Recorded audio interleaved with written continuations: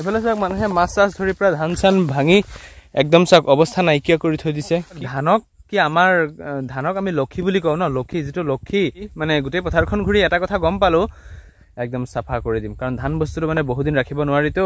Hello' guys, welcome back to my YouTube channel H vlogs and travels. কি খবৰ আপোনালোকৰ? আশা কৰোঁ সকলো ভালে আছে আৰু যাৰ যাৰ বেষ্ট চলিছে ভগৱানৰ ওচৰত প্ৰাৰ্থনা কৰিছোঁ সোনকালে সকলোৰে ভাল হওক। তো গাইজ আজি আহিলোঁ পথাৰলৈ। তো বহুত দিনৰ মূৰত আহিছোঁ, বহুত মানে প্ৰায় 10 দিন মানৰ মূৰত আজি আহিলোঁ পথাৰলৈ। তো আহি দেখিলোঁ একদম পূৰা ধান চান চব পকি গ'ল, মানে পকিছে বুলি এনেও গম পাই আছে, মাজে মাজে আহি থকা হয়। তো আজি সেইটো 10 দিনমানৰ মূৰত আহিছোঁ ন, তো আহি দেখিলোঁ যে গোটেই ধানখিনি পকি গ'ল। এতিয়া লাহে লাহে কাটিবৰ হৈ গ'ল আৰু। তো কাইলৈৰ পৰা হয়তো কাটিম, মানে কাইলৈৰ পৰা কাটাত লাগি যাম লাহে লাহে। আৰু এনেকৈ প্ৰায় যিহেতু গোটেইখিনি মাটি পকি গ'ল ন, তো মানুহো লগাব লাগিব, কাৰণ ধানটো পকিছে আৰু বেছি দিন মানে এনেকৈ ৰাখি থ'ব নোৱাৰি। গতিকে আজি আহিলোঁ চাবলৈ, ধুনীয়াকৈ এপাক চাই যাওঁ বোলো একদম। তো চাৰিওফালৰ পৰা মানে চাই আছে এনেকৈ খোজকাঢ়ি। এইফালে চাওক মানুহে মাছ চাছ ধৰি প্ৰায় ধান চান ভাঙি একদম চাওক অৱস্থা নাইকিয়া কৰি থৈ দিছে। কি ক'ব আৰু কাক, মানুহবিলাক এইবিলাক জানিও কিয় নাজানো এইবিলাক কৰি থাকে। চাওক খেতিয়কবিলাকে ইমান কষ্ট কৰি খেতি বাতি কৰে ন, আৰু তাত যদি আহি যদি দুটামান মাছৰ কাৰণে আপুনি যদি আহি মাছ ধৰে ন ধান ভাঙি, কি মানে বেয়া নালাগিবনে? খং নুঠিবনে? পালেতো পিটি দিলোঁ হয়, নাপাওঁ। মাজে মাজে আহোঁ তো নাপাওঁ, মানে যিকেইটা মাছ ধৰে মানে ন, তো যিকেইটাই মানে মাছ ধৰে ৰাতি আহে, মানে সন্ধিয়াৰ পিছত আহিতো সন্ধিয়াৰ পিছত আমি আৰু পথাৰলৈ আহিম নেকি? আমাৰতো বেলেগ বেলেগ কাম থাকে ন। পথাৰলৈ আহি ধুনীয়াকৈ ধান চান ভাঙি মাছ চাছ ধৰি গুচি যায়। তো এই এনেকুৱা মানে বদমাছ আছে মানে কিছুমান। তো একদম মানে ঘৰৰ ওচৰৰ পৰা আহিলোঁ একদম পূৰা দুখনলৈ, মানে আহি মানে চাই আছোঁ খেতিবিলাক ধানবিলাক কেনেকুৱা কি হৈছে। আৰু আপোনালোকেও কমেণ্ট বক্সত কমেণ্ট কৰি জনাব যে আপোনালোকৰ ফালে ধান পকিছে নে নাই, বা যদি আপোনালোকে খেতি কৰিছে, বহুতে হয়তো খেতি বাতি কৰা নাই, যিসকলে খেতি কৰিছে তো ধান পকিছে নে নাই সেইটো কমেণ্ট বক্সত কমেণ্ট কৰি জনাবলৈ একেবাৰে নাপাহৰিব। আৰু এই আছিলে আমাৰ খেতি, এইখিনি আমাৰ নহয়, তো এইখিনি আমাৰখিনি দেখাই দিছোঁ, মানে এইখিনি আমাৰ। তো এইটো হৈছে দুখনল। তো মোৰ আগফালে আৰু এডৰা মাটি আছে, এইটোৱে আমাৰ মানে লাষ্ট সীমা, তোমাৰ লাষ্ট সীমা। আৰু এইফালে আছে একদম এই ঘৰৰ ওচৰৰ পৰা একদম এই বাঁহতলটো দেখা পাইছে, একদমেই তাৰ পৰা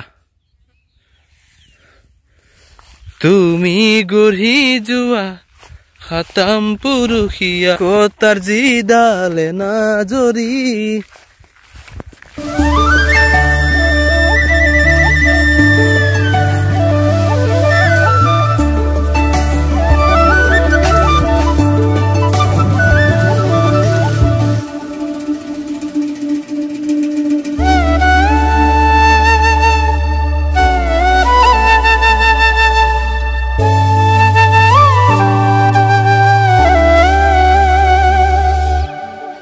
এতিয়া আহিলোঁ পথাৰলৈ, আহি মানে গোটেইখিনি চালোঁ, ঘূৰিলোঁ, একদম চাৰিওফালে এপাক মাৰি চালোঁ যে গোটেই ধানখিনি পকি গ'ল।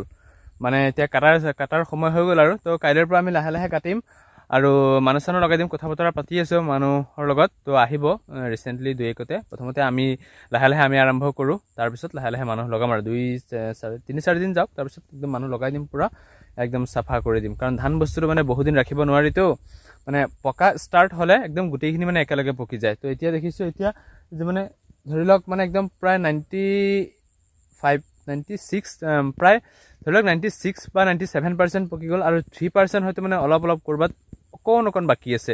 তো 2-3 দিন যোৱালে সেইখিনি একদম ছেটআপ হৈ যাব। আৰু তাতকৈ যদি জোখতকৈ যদি বেছি পকি যায় ন, একদম ধান চান একদম পূৰা লেপেট হৈ মানে মাটিত পৰি যাব। দেখিছেগৈ মোৰ আগফালে এইখিনি অকণ পৰি আছে, মানে মাটিত এইখিনি পৰি আছে। তো এনেকৈ গোটেই মাটিখিনি মানে পৰি যাব। তো আহিলোঁ পথাৰলৈ, আহি গোটেইখিনি চালোঁ, বহুত বেছি ভাল লাগিল। আৰু কাইলৈৰ পৰা ধান কাটা ষ্টাৰ্ট হ'ব।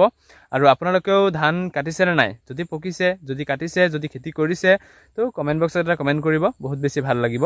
মানে গোটেই পথাৰখন ঘূৰি এটা কথা গম পালোঁ যে মানে দেখিলোঁ যে মানে প্ৰায় দৰাবিলাকৰ চেপত বা চুকত মানে এনেকৈ মানে য'ত মানে অলপ পানী আছিল ন, এতিয়াতো পানী নাই, তো এইটো কেইদিনমান আগৰ।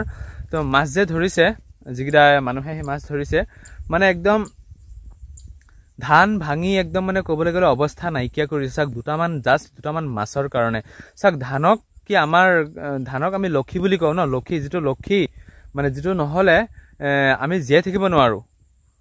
হয় নহয় যেহেতু আমাৰ অসমৰ মানুহৰ প্ৰধান আহাৰ খাদ্য হৈছে ভাত গতিকে ভাত অবিহনে আমি জীয়াই থাকিব নোৱাৰো গতিকে মানে কি কম মানে সেই লক্ষী গছকি আহি মানে গছকি ফেনেকি ভাঙি যে যিকেইটা যথামূৰ্খই কামকেইটা কৰিলে মানে কি কম ক'বলৈ মানে ভাষাহীন মানে মই আজি শব্দহীন ভাষাহীন তো যদি সঁচাই পালোহেঁতেন ন একদম পথাৰতে পিটি দিলোহেঁতেন মাজে মাজে আহি নাপাওঁ তো মাজে মাজে মানে আহি নাপাওঁ মানে আমি যিহেতু দিনতে আহোঁ ন দিনতো দিনটো প্ৰায় ক'বলৈ গ'লে এই সিহঁতৰ এইবিলাকৰ উৎপাতত মাছ ধৰিবলৈ আহে যে প্ৰায় পথাৰতে থাকে তো মই আহোঁ মাজে মাজে যিহেতু কাম চাম থাকে সদায় আহিব নোৱাৰোঁ আহোঁ মাজে মাজে আহি চাওঁ নাপাওঁ এইকেইটা মালকেইটা ৰাতি আহে ৰাতি আহি একদম পুৰা ধুনীয়াকৈ মাছ ধৰি একদম লৈ যায় নাজানো গম নাপাওঁ ৰাতি সিহঁতৰ ভাগৰ লাগেই নে নালাগেই সিহঁতে জানিব আৰু এতিয়া ভাগৰ বোলা বস্তু নাই চাগে এইকেইটাৰ আৰু কেনেকৈ যে মাছ ধৰে ৰাতি ন প্ৰায় যিহেতু ঠাণ্ডাও পৰিছে ন প্ৰায় আজিৰ পৰা ক'বলৈ গ'লে আজি